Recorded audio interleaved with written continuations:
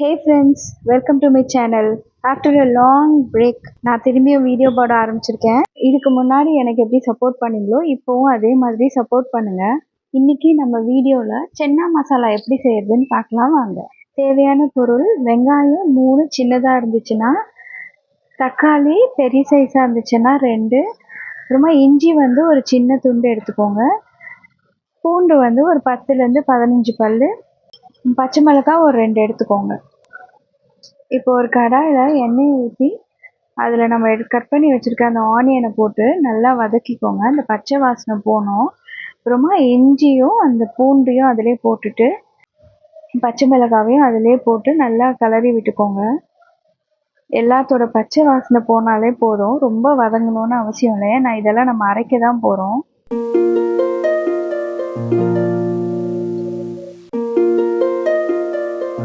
அப்புறம் நம்ம கட் பண்ணி வச்சுருக்க அந்த தக்காளியும் இதிலே போட்டு நல்லா வதக்கிக்கோங்க.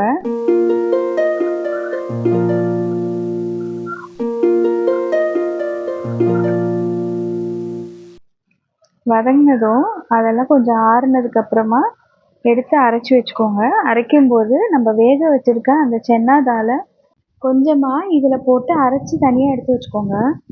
இப்போ அதே கடாயில் எண்ணெய் ஊற்றி சோம்பு கிராம்பு 2 போட்டு அன்னாச்சி பூ 1 போட்டுட்டு பிரியாணி இலையும் பட்டை ஏலக்காய் இருந்தால் ஏலக்காய், எனக்கு பிடிக்காததை நான் சேர்க்கல.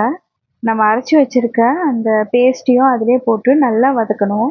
அப்புறம் இதுலேயே 1 ஸ்பூன் வெறும் மிளகாத்தூள் போட்டுக்கோங்க, உங்கள் காரத்துக்கு ஏற்ற மாதிரி தான். அப்புறம் ஒரு 1/4 டீஸ்பூன் சீரகத்தூள், 1/2 டீஸ்பூன் கரம் மசாலா பொடி, அப்புறம் உங்களுக்கு தேவையான அளவு உப்பு போட்டுக்கோங்க. இதை நல்லா மிக்ஸ் பண்ணிவிட்டு இதுலேருந்து எண்ணெய் வர அளவுக்கு நல்லா வதக்கி விட்டுக்கோங்க. எண்ணெய் வந்ததும் நம்ம வேக வச்சுருக்க அந்த சென்னா தாலை இதில் போட்டுக்கோங்க.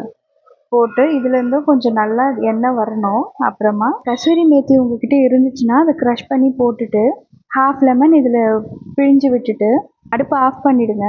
அதுக்கப்புறம் கொத்தமல்லி தழை போட்டு இறக்கிடுங்க. அவ்வளோதான், நம்ம சென்னா மசாலா ரெடி. இந்த மாதிரி செய்கிறது உங்களுக்கு ஈஸியாகவும் இருக்கும் அண்ட் டேஸ்ட்டாகவும் இருக்கும்.